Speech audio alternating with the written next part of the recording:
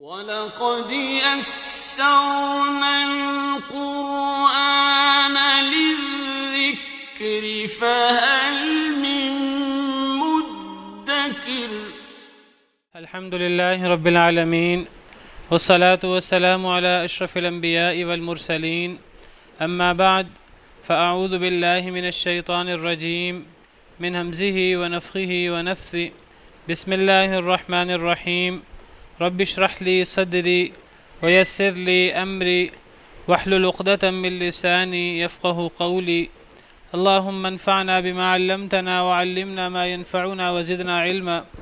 فبشر عباد الذين يستمعون القول فيتبعون أحسنه. أولئك الذين هداهم الله وأولئك هم أولو الألباب. إن تكفروا فإن الله غني عنكم ولا يرضى لعباده الكفر وإن تشكروا يرضه لكم ولا تزر وازرة وزر أخرى ثم إلى ربكم مرجعكم فينبئكم بما كنتم تعملون إنه عليم بذات الصدور. وإذا مس الإنسان ضر دعا ربه منيبا إليه ثم إذا خوله نعمة منه نسي ما كان يدعو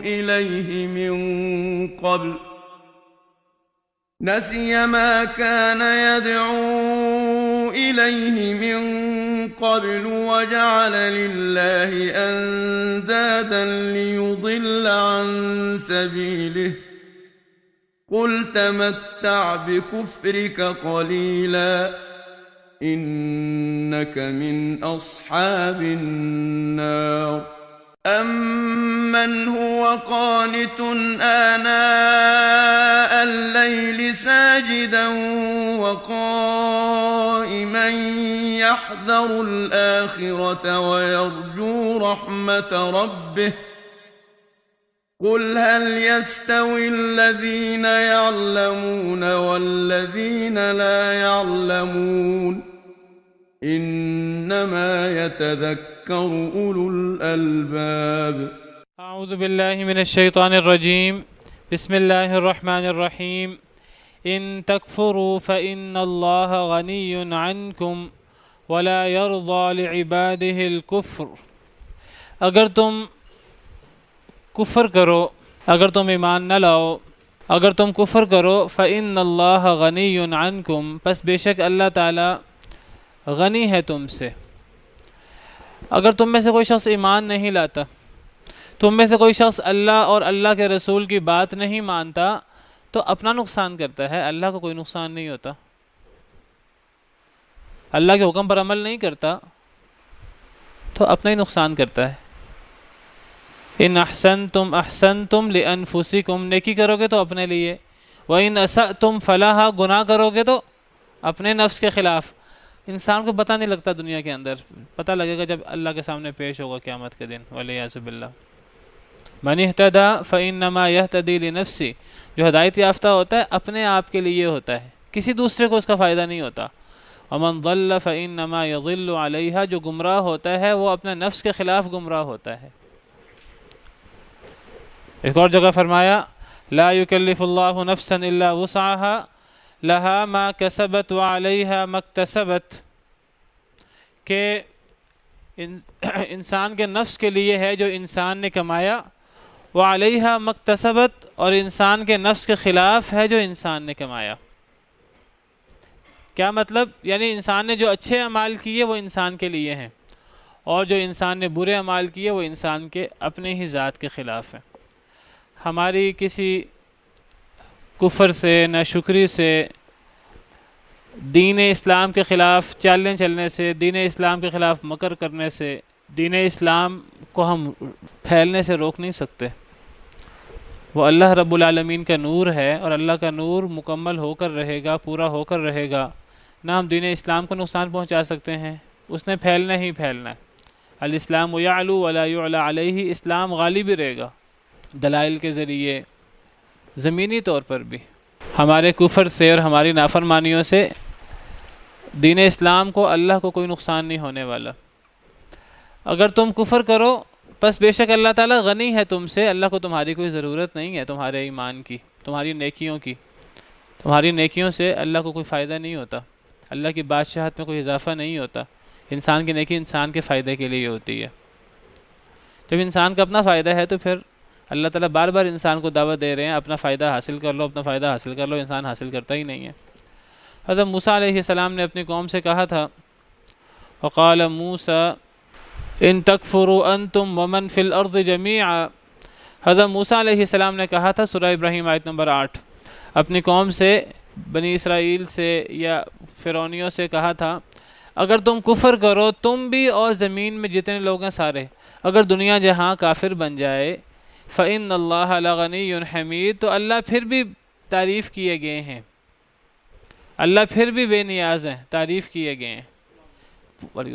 پوری دنیا کافر ہو جائے، اللہ کی بات نہ مانے، اللہ کی بادشاہت میں ذرہ برابر بھی فرق نہیں پڑتا، کیونکہ اللہ کسی کے محتاج نہیں ہے، دنیا اللہ کی محتاج ہے۔ اللہ کے ناراض ہونے سے ہمیں فرق پڑتا ہے، ہمارے اللہ کے خلاف ہونے سے اللہ کو کوئی فرق نہیں پڑتا، اللہ کی بادشاہت میں کوئی کمی نہیں ہوتی۔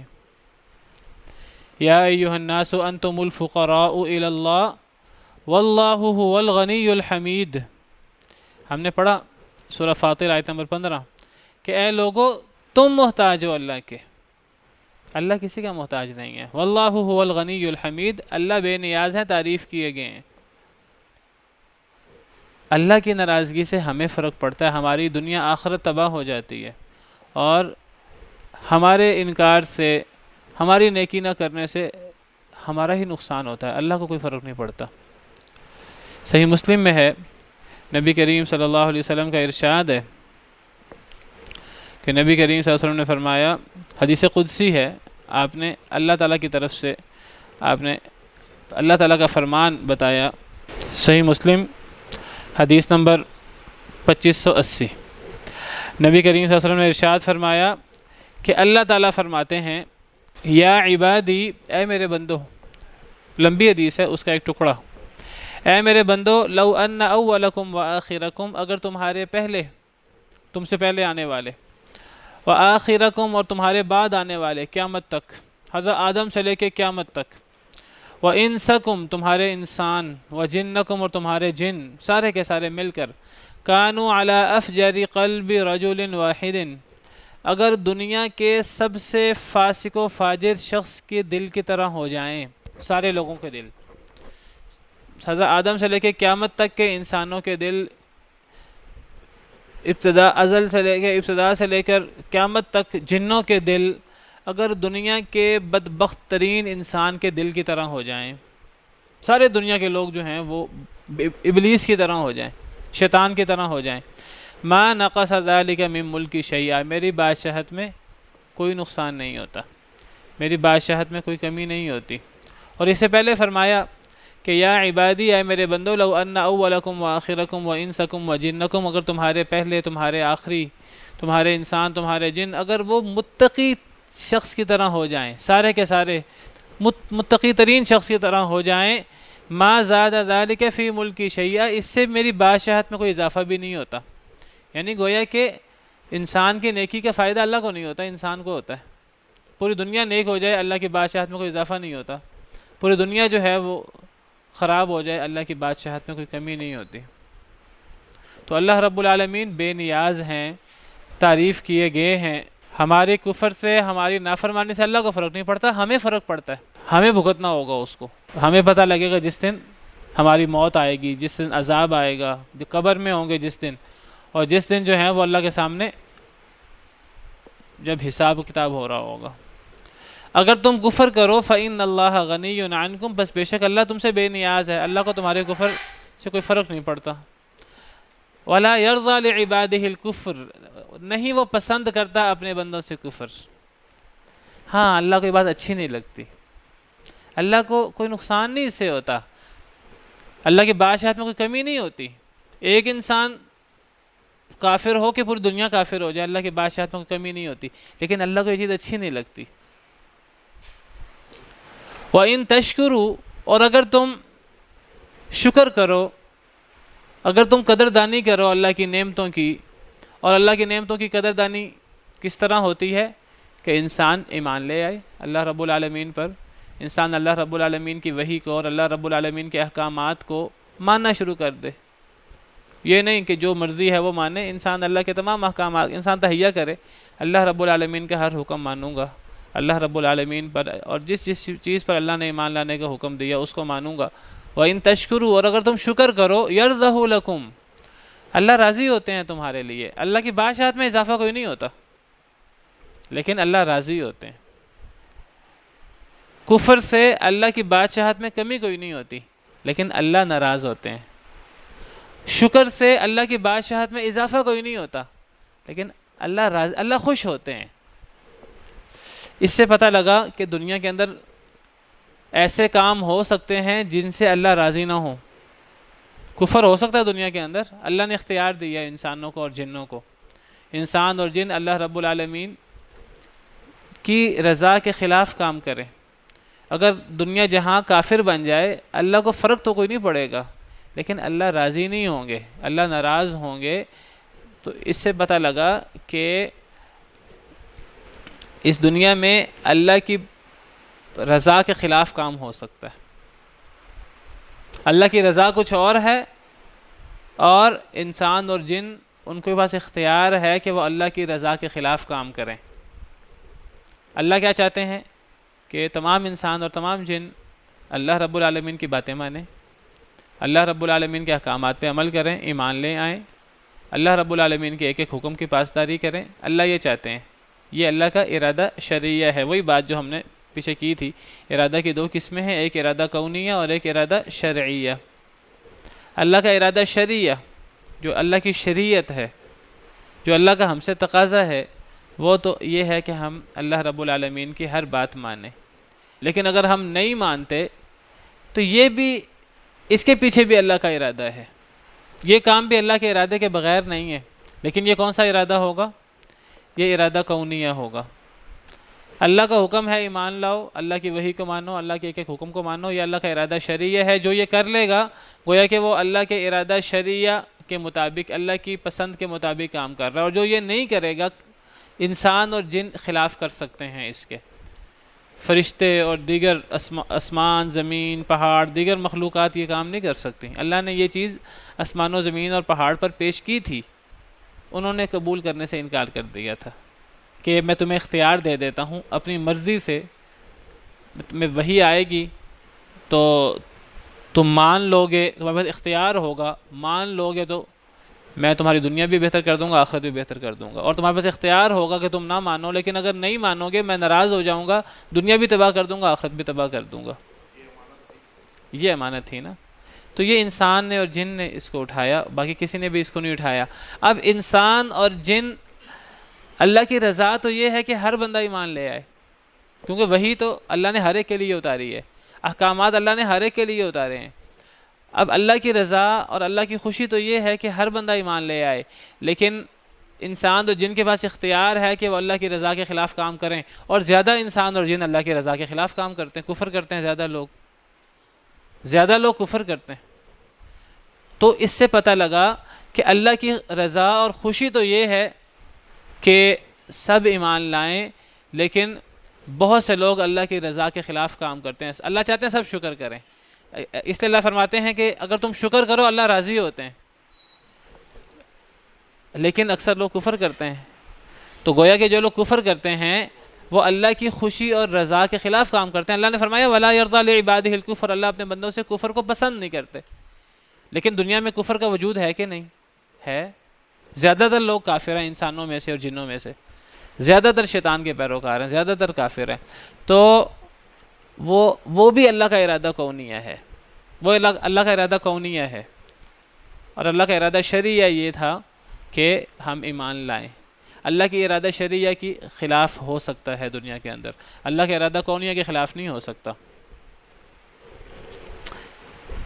اللہ کو ہمارے کفر سے کوئی نقصان نہیں ہوتا، اللہ کو ہمارے ایمان سے کوئی فائدہ نہیں ہوتا، لیکن ہمارے کفر سے اللہ ناراض ہوتے ہیں، ہمارے شکر سے اللہ راضی ہوتے ہیں۔ اور اللہ کی رضا سے بڑھ کر ایک انسان کا مقصد حیات کیا ہو سکتا ہے؟ اور انسان کا سب سے بڑا مقصد حیات یہ ہونا چاہیے کہ میرا خالق، میرا مالک، میرا منعم حقیقی مجھ سے راضی ہو جائے۔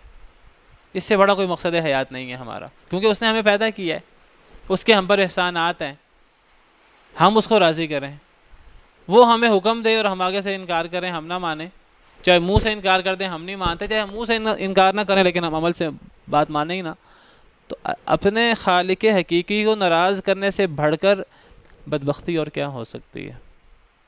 اللہ معاف کرے۔ بڑی غور طلب آیتیں، نقصان کوئی نہیں اللہ کو، لیکن اللہ ہمارا نقصان ہے، اللہ کو ناراض کرنے میں ہمارا نقصان ہے۔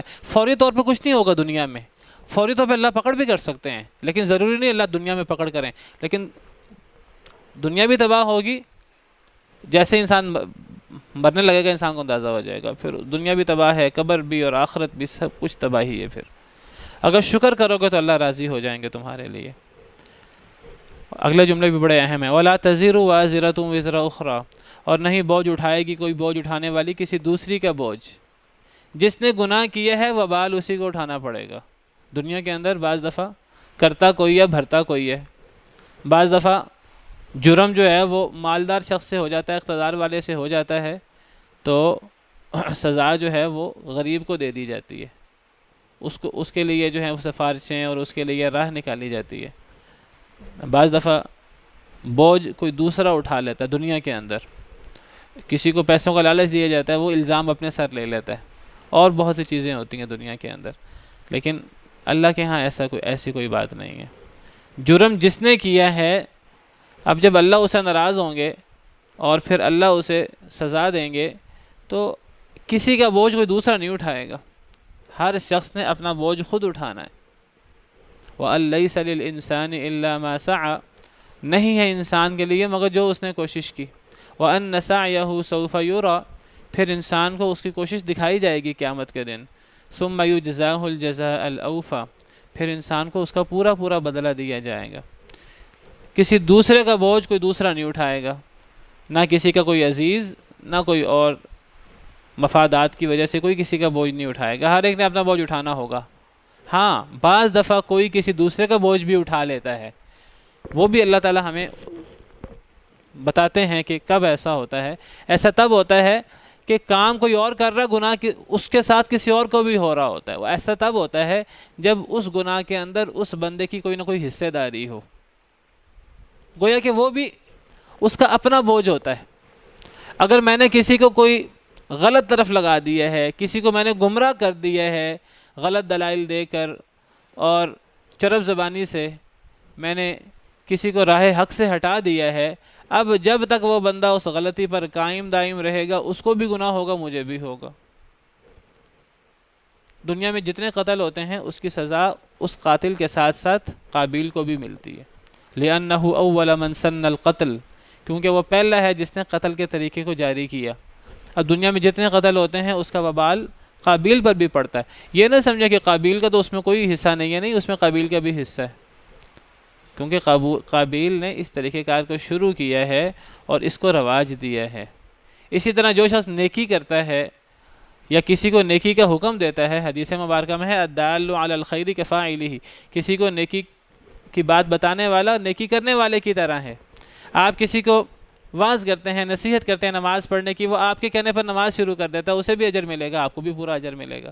تو کوئی جان کسی دوسری جان کا بوجھ نہیں اٹھائے گی، ہر شخص اپنا بوجھ خود اٹھائے گا۔ ہاں جس نے کسی کو گمراہ کیا ہے وہ اس کا بوجھ وہ بھی اٹھائے گا، وہ اصل میں اس کا اپنی کمائی ہے، وہ اس کی اپنی خرابی ہے، اس کا اپنا بوجھ ہے۔ اللہ تعالیٰ فرماتے ہیں لِيَحْمِلُوا أَوْزَارَهُمْ كَامِلَةً يَوْمَ الْقِيَامَةِ وَمِنْ أَوْزَارِ الَّذِينَ يُضِلُّونَهُمْ بِغَيْرِ علم، یہ اپنا بوجھ بھی پورا پورا اٹھائیں گے قیامت کے دن، اور جن کو انہوں نے گمراہ کیا ہوگا ان کا بوجھ بھی اٹھائیں گے۔ أَلَا سَاءَ مَا يَزِرُونَ، خبردار بہت برا ہے جو یہ بوجھ اٹھا رہے ہیں۔ ثُمَّ إِلَىٰ رَبِّكُمْ مَرْجِعُكُمْ، پھر تمہارے رب کی طرف تمہارا لوٹنا ہوگا۔ فَيُنَبِّئُكُمْ بِمَا كُنْتُمْ تَعْمَلُونَ، پس وہ خبر دے گا تمہیں ساتھ اس کے جو تم عمل کرتے تھے۔ اللہ کے ہاں پھر لوٹنا ہوگا۔ دنیا کے اندر تو انسان کو شاید ڈھیل مل جائے، جب انسان اللہ کے حضور پہنچے گا، اگر وہ کفر کرے اور اللہ کی ناشکری کرے، اللہ کی طرف تمہارا لوٹنا ہے، پھر اللہ تمہیں خبر دیں گے تمہارے اعمال کی، تب انسان کو اندازہ ہوگا، تب انسان کو حسرت ہوگی۔ وَأَنذِرْهُمْ يَوْمَ الْحَسْرَةِ إِذْ قُضِيَ الْأَمْرُ، انہیں حسرت کے دن سے ڈرائیے جب معاملات کا فیصلہ کر دیا جائے گا۔ وَهُمْ فِي غَفْلَةٍ، یہ غفلت میں ہیں، وَهُمْ لَا يُؤْمِنُونَ، یہ ایمان نہیں لا رہے، لیکن ان کو اس وقت حسرت نہیں ہو رہی، ان کو قیامت کے دن حسرت ہوگی، جب یہ اپنے رب کے حضور پیش ہوں گے اور پھر جب اللہ تعالیٰ ان کو ان کے اعمال کی خبر دیں گے، لیکن تب اصلاح کرنے کا موقع نہیں ہوگا۔ إِنَّهُ عَلِيمٌ بِذَاتِ الصُّدُورِ، بے شک وہ جاننے والا ہے سینے کے بھیدوں کو۔ وَإِذَا مَسَّ الْإِنسَانَ ضُرٌّ دَعَا رَبَّهُ مُنِيبًا إِلَيْهِ، جب چھوتا ہے انسان کو دکھ، دعا ربہ منیبا الیہ، پکارتا ہے اپنے رب کو اس کی طرف رجوع کرتے ہوئے۔ جب انسان کو کوئی دکھ آتا ہے، کوئی تکلیف آتی ہے، انسان بڑا اللہ کی طرف رجوع کر کے دل کے ساتھ اللہ کو پکارتا ہے۔ تکلیف میں انسان کو رب یاد آ جاتا ہے۔ موحد تو چھوڑیں، مشرک کو بھی، اللہ کے نافرمان کو بھی تکلیف کے اندر اللہ یاد آ جاتا ہے۔ اللہ تعالیٰ جب کسی پر کوئی آزمائش بھیجتے ہیں، تکلیف بھیجتے ہیں، کہنے کو تو وہ مصیبت لگتی ہے، آزمائش لگتی ہے، لیکن وہ ایک لحاظ سے اللہ کی بڑی رحمت ہوتی ہے۔ وہ اللہ نے آزمائش اور تکلیف اس لیے بھیجی ہوتی ہے تاکہ انسان غفلت کی نیند سے جاگ جائے۔ انسان یہ دولت کی ریل پیل اور نعمتوں کی فراوانی تو انسان لگا ہوتا ہے، اور انسان کو اندازہ نہیں ہوتا اللہ کی مجھ پہ کتنے لاکھوں کروڑوں نعمتیں ہیں، لیکن جب انسان کو کسی نعمت میں کوئی کمی محسوس ہوتی ہے تو انسان کو اندازہ ہوتا ہے۔ اللہ انسان کو تکلیف بھیجتے ہیں تاکہ انسان اللہ کی طرف رجوع کرے، تاکہ انسان گڑ گڑائے اللہ کے سامنے۔ اللہ فرماتے ہیں وَلَقَدْ أَرْسَلْنَا إِلَىٰ أُمَمٍ مِّن قَبْلِكَ فَأَخَذْنَاهُمْ بِالْبَأْسَاءِ وَالضَّرَّاءِ لَعَلَّهُمْ يَتَضَرَّعُونَ، کہ ہم نے جب لوگوں پر آزمائشیں بھیجیں، تکلیفیں بھیجیں، اس لیے بھیجی تاکہ لوگ گڑ گڑائیں اللہ کے سامنے۔ اللہ شکوے کے انداز میں بات کرتے ہیں فَلَوْلَا إِذْ جَاءَهُمْ بَأْسُنَا تَضَرَّعُوا، جب لوگوں کے پاس ہماری طرف سے سختی آئی تو لوگ گڑ گڑائے کیوں نہیں اللہ کے سامنے۔ یاد رکھیے کہ جو بندہ غفلت میں ہوتا ہے، اللہ کی طرف سے مصیبت آئے وہ اس کے لیے فائدہ مند ہوتی ہے تاکہ وہ اللہ کی طرف لوٹے۔ ایک بندہ لوٹ جاتا ہے اللہ کی طرف تو وہ اس کے لیے رحمت بن جاتی ہے وہ تکلیف، اور اگر ایک بندہ نہیں لوٹتا مصیبت کے باوجود تو آپ سمجھے اس کا دل پھر سخت ہو گیا۔ وَلَٰكِنْ قَسَتْ قُلُوبُهُمْ، ایسے لوگوں کا دل سخت ہو جاتا ہے جو مصیبت میں بھی گڑ گڑاتے نہیں ہیں۔ مصیبت تو اللہ تعالیٰ بھیجتے ہیں گڑ گڑانے کے لیے تاکہ انسان اپنے رب کی طرف رجوع کرے۔ حدیث مبارکہ ہے مَن يُرِدِ اللَّهُ بِهِ خَيْرًا يُصِبْ بِهِ، اللہ جس سے خیر کا ارادہ کرتے ہیں اللہ اس کو آزمائش میں مبتلا کر دیتے ہیں۔ جب انسان کو دکھ آتا ہے اپنے رب کو پکارتا ہے اس کی طرف رجوع کرتے ہوئے۔ ثُمَّ إِذَا خَوَّلَهُ نِعْمَةً مِّنْهُ، پھر جب اللہ تعالیٰ عطا کرتے ہیں اس کو نعمت اپنے پاس سے، جب انسان کو دکھ آتا ہے انسان دعا کرتا ہے، اللہ تو انسان کی دعا قبول کرتے ہیں، اللہ اس کی دعا کے نتیجے میں وہ دکھ دور کر دیتے ہیں، وہ آزمائش دور کر دیتے ہیں، تکلیف دور کر دیتے ہیں، اللہ نعمت کرتے ہیں دعا کے نتیجے میں۔ جی، تو جب انسان پر اللہ کی طرف سے مصیبت آتی ہے تو انسان اپنے رب کو پکارتا ہے اس کی طرف رجوع کرتے ہوئے۔ ثم اذا خوله نعمتا، پھر جب اللہ تعالیٰ عطا کرتے ہیں اس کو نعمت اپنے پاس سے، دعا کے نتیجے میں اللہ اس کو نعمت دیتے ہیں، پھر اللہ اس پر انعام کرتے ہیں، تکلیف دور کر دیتے ہیں۔ نسی ما کان یدعو الیہ من قبل، وہ بھول جاتا ہے جس کی طرف وہ اللہ کو پکارتا تھا اس سے پہلے، وہ بھول جاتا ہے کہ اس نے اللہ کو پکارا تھا، یہ تکلیف اس کی اللہ نے دور کی ہے۔ جب تکلیف ہوتی ہے اس وقت اللہ کو پکارتا ہے، اللہ تعالیٰ اس کی دعا کے نتیجے میں اس کی تکلیف دور کر دیتے ہیں۔ جب تکلیف دور ہو جاتی ہے وہ پھر دوبارہ غفلت کا شکار ہو جاتا ہے، وہ بھول جاتا ہے کہ میں مشکل میں تھا، میں نے اللہ کو پکارا تھا، میں نے اللہ سے یہ وعدے کیے تھے کہ اے اللہ تعالیٰ اب میں آپ کو یاد رکھوں گا، اب میں نماز پڑھوں گا، اب میں ذکر و اذکار کروں گا، لیکن جب نعمتیں اس کو ملتی ہیں تو وہ یہ چیزیں بھول جاتا ہے۔ وَجَعَلَ لِلَّهِ أَنْدَادًا، اور وہ بناتا ہے اللہ کے لیے شریک، لِيُضِلَّ عَنْ سَبِيلِ، تاکہ وہ اللہ کے راستے سے گمراہ کر دے۔ مصیبت میں موحد تو موحد، مشرک بھی اللہ کو یاد کرتا ہے، اللہ تعالیٰ فرماتے ہیں سورہ انعام میں قُلْ أَرَأَيْتَكُمْ إِنْ أَتَاكُمْ عَذَابُ اللَّهِ أَوْ أَتَتْكُمُ السَّاعَةُ أَغَيْرَ اللَّهِ تَدْعُونَ إِن كُنتُمْ صَادِقِينَ۔ اے نبی صلی اللہ علیہ وسلم آپ ان سے ذرا پوچھئے، ان سے سوال کریں، اگر تمہارے پاس اللہ کا عذاب آ جائے، قیامت آ جائے، تو اللہ کے علاوہ کوئی ہے جسے تم پکارو گے اگر تم سچے ہو؟ اللہ خود ہی جواب دیتے ہیں بل ایاہ تدعون، بلکہ تم اللہ کو ہی پکارو گے۔ مصیبت میں انسان موحد ہو تو وہ بھی، اور مشرک ہو تو وہ بھی اللہ کو پکارتا ہے، اللہ کا نافرمان ہو وہ بھی اللہ کو پکارتا ہے۔ اور جب اللہ اس کی پکار قبول کر لیتے ہیں، اللہ اپنے نیک بندے کی بھی پکار سنتے ہیں اور اپنے گناہگار بندے کی بھی پکار سنتے ہیں۔ بعض لوگ سمجھتے ہیں اللہ گناہگار کی پکار نہیں سنتے، اللہ گناہگار کی پکار بھی سنتے ہیں۔ دیکھیے جس اللہ رب العالمین نے شیطان کی دعا سن لی، تو وہ اللہ تعالیٰ جو ہے وہ شیطان سے بڑھ کر بدبخت کون ہو سکتا ہے؟ شیطان نے کہا ہے اللہ تعالیٰ مجھے جو ہے وہ قیامت کے دن تک مہلت دے دے، اللہ نے دے دی، اللہ نے اس کی دعا قبول کر لی۔ جو اللہ تعالیٰ شیطان کی دعا قبول کر لیتا ہے وہ نافرمان بندے کی دعا کیوں نہیں قبول کرے گا؟ بلکہ حدیث میں آتا ہے کہ اگر نافرمان بندہ اللہ کی طرف رجوع کرے تو اللہ کو اس بندے سے بھی زیادہ خوشی ہوتی ہے جو بندہ صحرا میں ہوتا ہے اور اس کا سارا ساز و سامان اور سواری جو ہے وہ سوتا ہے تو وہ گم ہو جاتا ہے۔ پھر جب اس کو ساز و سامان اور سواری ملتی ہے، وہ موت کے انتظار میں بیٹھا ہوتا ہے، اچانک اسے اونگ آ جاتی ہے، جب جاگ کھلتی ہے تو وہ سواری سامنے ہوتی ہے، تو اتنا خوش ہوتا ہے کہ خوش ہو کر گڑبڑا کر وہ کہتا ہے اے اللہ تو میرا بندہ میں تیرا رب۔ اللہ کا شکریہ ادا کرنے کے لیے گڑبڑا کر الٹا بول دیتا ہے، یہ کہنے کی بجائے اللہ تو میرا رب میں تیرا بندہ، وہ کہتا ہے اے اللہ تو میرا بندہ میں تیرا رب، تو خوشی میں وہ گڑبڑا کر جو ہے وہ الٹا بول دیتا ہے۔ اللہ فرماتے ہیں جب اللہ کا نافرمان بندہ اللہ سے دعا کرے، اللہ سے رجوع کرے، اللہ کو اس بندے سے زیادہ خوشی ہوتی ہے۔ اللہ اس کی دعا کو کیوں نہیں سنیں گے؟ اللہ سنتے ہیں، نافرمان کی بھی سنتے ہیں۔ تو جب وہ اللہ اس کی دعا سنتے ہیں، تکلیف کو دور کرتے ہیں، اور اللہ تعالیٰ جو ہیں وہ اسے پھر نعمت دیتے ہیں، تو وہ پھر جب نعمت آتی ہے اللہ کی طرف سے تو وہ بھول جاتا ہے، پھر مشکل کو بھول جاتا ہے، اپنی دعا کو بھول جاتا ہے۔ وَجَعَلَ لِلَّهِ أَنْدَادًا لِيُضِلَّ عَنْ سَبِيلِهِ، پھر وہ اللہ کے لیے شریک بنانا شروع کر دیتا ہے دوبارہ، تاکہ اللہ کے راستے سے گمراہ کر دے۔ اللہ فرماتے ہیں قُلْ تَمَتَّعْ بِكُفْرِكَ قَلِيلًا، کہہ دیجئے اے اللہ کے نبی صلی اللہ علیہ وسلم فائدہ اٹھا اپنے کفر کے ساتھ تھوڑا سا۔ ایسے بندے سے کہہ دیجئے کہ تو اپنے کفر کے ساتھ تھوڑا سا فائدہ اٹھا لے۔ اب تو نے دوبارہ اللہ کو تو بھول گیا ہے، تو نے دوبارہ شرک شروع کر دیا ہے، ٹھیک ہے تجھے دنیا کے اندر وقتی طور پہ بعض نعمتیں ملتی رہیں گی، تو تھوڑا سا فائدہ اٹھا لے، انک من اصحاب النار، آخر کار تو آگ والوں میں سے ہے۔ والعیاذ باللہ، بہت دھمکی والا، بہت تہدید والا انداز ہے یہ جو ہے، تھوڑا سا فائدہ اٹھا لے، اس کے اندر جو ہے وہ کتنی تہدید اور کتنی وعید ہے۔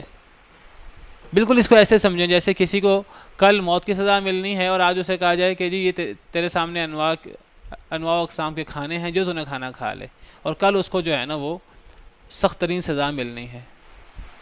اسے کہا جائے کہ تو نے جو کرنا کر لے، ایک دن تیرے پاس ہے۔ تو وہی انداز ہے، تھوڑا سا فائدہ اٹھا لے۔ ٹھیک ہے اگر تو جو ہے وہ اللہ کی طرف رجوع نہیں کرتا، پہلے تو نے اللہ سے دعا کی تھی، جب اللہ نے تیری دعا قبول کر لی، اللہ نے تجھ پر رحمت کی، اب تجھے اللہ کا شکر ادا کرنا چاہیے۔ لیکن جب وہ بھول گیا اللہ کو اور پھر دوبارہ شرک شروع کر دیا، اللہ فرماتے ہیں ٹھیک ہے تھوڑا سا فائدہ اٹھا لے، تو آگ والوں میں سے ہے، تو اب جہنم میں جائے گا۔ بالکل وہی انداز ہے قرآن کریم میں، اللہ فرماتے ہیں نمتعہم قلیلا ثم نضطرہم الی عذاب غلیظ، تھوڑا سا فائدہ دیتے ہیں، پھر ہم انہیں سخت ترین عذاب کی طرف مجبور کر دیں گے، دھکیل دیں گے پھر انہیں سخت ترین عذاب کی طرف۔ تھوڑا سا فائدہ ہے، چاہے یہ 100 سال کا فائدہ ہو، 50 سال کا، 60 سال کا، 100 سال کا، یہ کروڑوں کا، اربوں کا، کھربوں کا فائدہ ہو، تھوڑا سا فائدہ ہے۔ جو وقتی ہو وہ تھوڑا ہوتا ہے، اور جو اخروی زندگی ہے وہ ہمیشہ ہمیش کی زندگی ہے، اور وہ سخت تکلیفوں میں پھر گزرے گی، والعیاذ باللہ۔ ایک تو یہ شخص ہے کہ جو مصیبت میں اللہ کو پکارتا ہے، اور جب اللہ نعمت کرتے ہیں اس کی دعا کے نتیجے میں اللہ کو بھول جاتا ہے، شرک شروع کر دیتا ہے۔ اللہ فرماتے ہیں یہ جہنمی شخص ہے، جتنا اس نے فائدہ اٹھانا اٹھا لے، تھوڑا فائدہ ہے اٹھا لے۔ ایک تو یہ شخص ہے۔ اب ایک دوسرا شخص ہے، امن هو قانت آناء اللیل ساجدا وقائما یحذر الآخرة ویرجو رحمت ربی، کیا وہ شخص جو قانت فرما بردار ہے، آناء اللیل رات کی گھڑیوں میں، ساجدن سجدے کی حالت میں، وقائماً اور قیام کی حالت میں، یحذر الآخرۃ آخرت سے ڈرتا ہے، ویرجو رحمت ربہ اور اپنے رب کی رحمت کی امید کرتا ہے۔ ایک شخص تو وہ جس کا پچھلی آیت میں ذکر ہوا، مصیبت میں اللہ کو پکارا، اللہ نے نعمتیں کی، اللہ کو بھول گیا، شرک میں مبتلا ہو گیا دوبارہ، اور اللہ نے فرمایا تو جہنمی ہے، تو نے جتنا فائدہ اٹھانا ہے اٹھا لے۔ ایک تو یہ اللہ کا نافرمان بدبخت شخص ہے۔ ایک دوسرا شخص ہے اس کے بالمقابل، اس کی رات جو ہے وہ سجدے اور قیام میں گزرتی ہے۔ اس سے پتہ لگتا ہے، بعض لوگ کہتے ہیں قنوت قانت، بعض کہتے ہیں قانت کہتے ہیں کہ انسان فرما برداری سے کھڑا ہو۔ علماء کہتے ہیں کہ وقوموا للہ قانتین، قرآن کی آیت ہے، اللہ کے لیے فرما برداری کے ساتھ کھڑے ہو جاؤ۔ تو بعض لوگ سمجھتے ہیں کہ بس ہمیں قیام میں فرما برداری کے ساتھ کھڑے ہونا، بعض قیام میں فرما برداری سے کھڑے ہوتے ہیں، باقی کوئی توجہ نہیں کرتے۔ اس آیت سے پتہ لگتا ہے کہ قنوت یہ سجدے میں بھی ہوتا ہے، قیام میں بھی ہوتا ہے۔ امن هو قانت آناء اللیل ساجدا وقائما، جو قنوت کا لفظ مطلب فرما برداری، عاجزی اور خشوع خضوع۔ جو شخص خشوع خضوع اختیار کرتا ہے، فرما برداری اختیار کرتا ہے، عاجزی اختیار کرتا ہے رات کی گھڑیوں میں، سجدے میں بھی اور قیام میں بھی، پتہ لگا کہ قنوت کا تعلق پوری نماز کے ساتھ ہے، صرف اس کا تعلق قیام کے ساتھ نہیں ہے۔ وقوموا للہ قانتین، اللہ کے لیے فرما بردار ہو کر کھڑے ہو جاؤ، یہ قیام کے ساتھ ہے، اور قیام کے علاوہ بھی قنوت ہوتا ہے، سجدے میں بھی ہوتا ہے، انسان اللہ کو یاد کرے۔ تو ایک وہ شخص ہے جس کا پچھلی آیت میں ذکر ہوا، اور ایک یہ شخص ہے جس کی راتیں جو ہیں وہ رات کی گھڑیاں سجدے اور قیام میں گزرتی ہیں۔ کیوں وہ سجدے اور قیام میں رات گزارتا ہے؟ وہ آخرت سے ڈرتا ہے، اس کو آخرت جو بڑی خوفناک دن ہے، بڑا ہولناک دن ہے، بہت لمبا دن ہے، جب سورج جو ہے سوا نیزے پر ہوگا اور جب انسان شدید مصیبت میں ہوگا، تو وہ اس آخرت کے ڈر کی وجہ سے رات اپنی آرام دہ بستر پہ گزارنے کی بجائے وہ رات جو ہے، وہ رات کا کافی حصہ جو ہے وہ سجدے اور قیام میں، عبادت میں گزارتا ہے۔ آخرت سے ڈرتا ہے اور اپنے رب کی رحمت کی امید کرتا ہے۔ آخرت سے ڈرتے ہوئے وہ اللہ کی عبادت کرتا ہے، اور عبادت کرتے ہوئے اللہ کی رحمت بھی اس کے ذہن میں ہوتی ہے کہ میری اس عبادت سے مجھے اللہ کی رحمت ملے گی اور اللہ تعالیٰ مجھے معاف کر دیں گے۔ اللہ کی رحمت کی امید بھی کرتا ہے اور آخرت سے بھی ڈرتا ہے۔ یہاں آخرت سے ڈرنے کا ذکر پہلے ہوا ہے اور اللہ کی رحمت کا ذکر بعد میں ہوا ہے۔ اس سے علماء نے استدلال کیا، امام ابن کثیر نے تفسیر ابن کثیر میں لکھا ہے کہ انسان کو اپنی عام زندگی میں، اپنی جوانی میں، عام زندگی میں جب انسان صحت مند ہو تو ایمان، امید اور خوف دونوں کے درمیان ہوتا ہے۔ وہ کہتے ہیں خوف کا پہلو غالب ہونا چاہیے، خوف کا پہلو غالب ہونا چاہیے۔ جب انسان صحیح ہو، صحت مند ہو، جوان ہو، تو اس وقت خوف کا پہلو غالب ہونا چاہیے۔ بعض لوگ جو ہیں وہ نیکی کوئی بھی نہیں کرتے، گناہ کرتے ہیں، ان کو گناہوں کی پرواہ نہیں ہوتی، اور کوئی زیادہ نیکی نہیں کرتے لیکن اللہ پر امیدیں بہت زیادہ ہوتی ہیں، اللہ غفور الرحیم، اللہ معاف کر دیں گے، اللہ معاف کر دیں گے۔ نہیں، اللہ کی رحمت کی امید تو ہونی چاہیے، اس کے ساتھ ساتھ اللہ کے عذاب کا ڈر ہونا چاہیے، بہت زیادہ اللہ کے عذاب کا ڈر ہونا چاہیے۔ صحابہ کرام جن کو جنتوں کی بشارت ملی، جو جن سے بڑھ کر نیک کوئی نہیں تھا اس امت میں، تو وہ اللہ سے ڈرتے تھے، وہ اللہ کے عذاب سے ڈرتے تھے، حالانکہ ان کو جنت کی بشارت ملی ہوئی تھی۔ تو انسان کو عام زندگی میں ایمان، امید اور خوف دونوں کے درمیان ہے۔ اگر صرف خوف ہو اور اللہ کی رحمت کی امید ختم ہو جائے تو پھر انسان جو ہے وہ مایوس ہو جاتا ہے، اور اگر صرف امید ہو، خوف ختم ہو جائے تو پھر انسان جو ہے وہ ہر گناہ کرتا ہے، اور انسان سمجھتا ہے کہ میں جنتی ہوں، پھر خواہشوں میں مبتلا ہو جاتا ہے، جس طرح یہودی مبتلا ہو گئے تھے، جس طرح آج مسلمانوں کی بہت سی تعداد مبتلا ہوئی ہے۔ خوف اور امید دونوں ہونی چاہیے، اور اپنی روزمرہ زندگی میں جب ابھی انسان کو کوئی موت وغیرہ کا ڈر نہ ہو، ایسی حالت میں خوف کا پہلو غالب ہونا چاہیے۔ اور جب اگر ایک انسان جو ہے وہ مرض الموت میں ہو یا مرنے کے قریب ہو، ایسی حالت میں امید کا پہلو غالب ہونا چاہیے، ایسی حالت میں امید کا پہلو غالب ہونا چاہیے۔ اگر مرتے وقت انسان ڈر میں مبتلا ہو جائے کہ اب موت ہے، اب قبر کے اندر عذاب ہوگا، اب قیامت کے دن عذاب ہوگا، اگر انسان جو توقع کرے گا اس کا اس جیسا معاملہ ہوگا، تو مرتے وقت انسان چاہے وہ گناہ گار بھی ہے تو اسے اللہ رب العالمین کی رحمت کی امید ہونی چاہیے۔ اللہ غفور الرحیم ہے، اللہ مجھے معاف کر دے گا. انسان کو توبہ کرتے رہنی چاہیے اور پھر اللہ کی رحمت کی امید کرنی چاہیے. حدیث مبارکہ میں آتا ہے نبی صلی اللہ علیہ وسلم نے ایک دفعہ، حدیث میں آتا ہے نبی صلی اللہ علیہ وسلم ایک نوجوان پر داخل ہوئے اور وہ موت کی کیفیت میں تھا، مرنے کے قریب تھا. فقال، تو نبی صلی اللہ علیہ وسلم نے فرمایا کیف تجدک، اے نوجوان تو کیسی کیفیت ہے تیری اس وقت تو کیا سوچ رہا ہے؟ مرنے کے قریب تھا. قال، اس نے کہا واللہ یا رسول اللہ، اللہ کی قسم اے اللہ کے رسول، انی ارجو اللہ، مجھے اللہ سے امید ہے، وانی اخاف ذنوبی، اور مجھے اپنے گناہوں کا ڈر بھی ہے.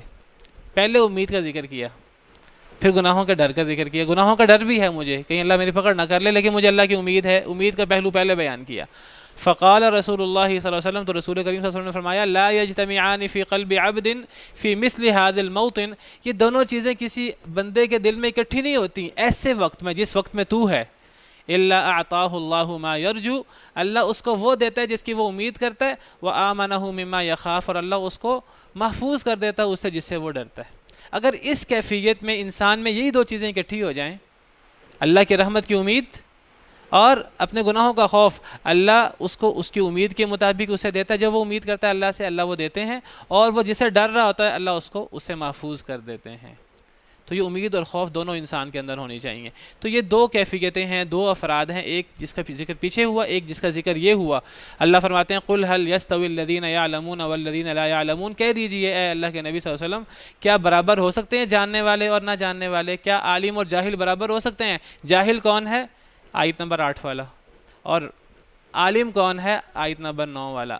عالم کا مطلب یہ نہیں ہے کہ علم ہو اور عمل کوئی نہ ہو، یہ ہے عمل، راتوں کو قیام کرنے والا، اللہ کی رحمت کی امید رکھنے والا، اللہ کے عذاب سے ڈرنے والا.